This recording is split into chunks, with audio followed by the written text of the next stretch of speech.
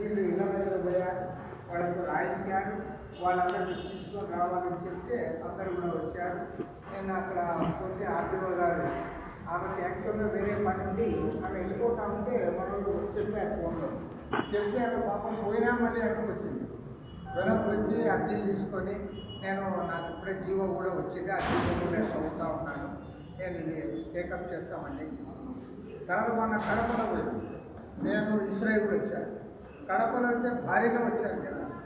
అసలు ఒక రకంగా చెప్పాలంటే కడప టౌన్లో ఇటీవల కాలంలో మన పార్టీ అంత పెద్ద ఎత్తున మన రాష్ట్ర మహాసభలప్పుడు వేల మందితో మనం చేశాము.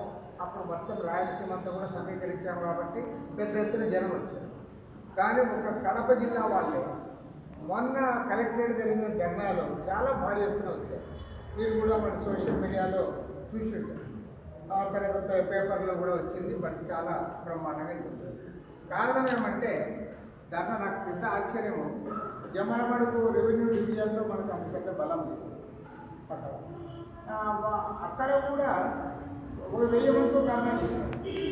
1000 మంది ఆర్డీఓ ఆఫీస్ దగ్గర. నేను మళ్ళీ విచారించాను, ఎందుకంటే జమ్మలమడుగులో ఇంతమందితో మన వాళ్ళు ధర్నా చేయడం అనేది ఎప్పుడూ జరగలేదు. నాకు తెలిసినంత ఈనాడు జరగలేదు.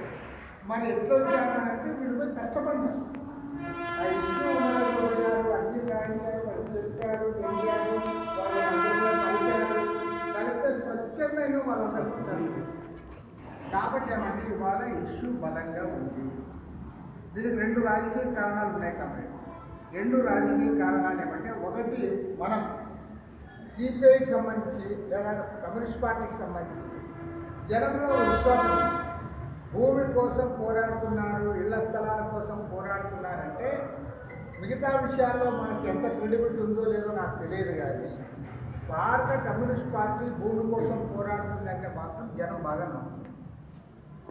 జనంలో విశ్వాసం, వీళ్ళైతే దానిలో గట్టిగా చేస్తారు. రెండవ రాజకీయ కారణం ఏమంటే, చంద్రబాబు నాయుడు గారు పదే చెప్పాడు. ఆయన ఏం చెప్పాడు, ఈ సెంటున్నర చాలదు, జగన్మోహన్ రెడ్డి పొరపాటు చేశాడు, మేము అధికారంలోకి వస్తే 2 సెంట్లు 3 సెంట్లు ఇస్తామని చెప్పి చాలా క్లియర్గా చెప్పారు. అధికారం వచ్చినప్పుడు చెప్పారు. అధికారం వచ్చినట్టు చెప్పడమే కాకుండా మనం 27వ తేదీ నాడు ఎప్పుడైతే ప్రారంభించామో అదే రోజు మధ్యాహ్నం జీవో పంపించారు. ఆ జీవో ఏమంటే 2 సెంట్లు 3 సెంట్లు ఇవ్వడానికి వాళ్ళ ఒక కమిటీని కూడా వేసి రాష్ట్రం అంతా కూడా టేకప్ చేస్తారు. ఇప్పుడు మనము ప్రభుత్వాన్ని కోరుతున్నది ఏమంటే, గవర్నమెంట్ మన స్థితిలో ఉంటుంది. గవర్నమెంట్ ఏమైందంటే ఎవరికైతే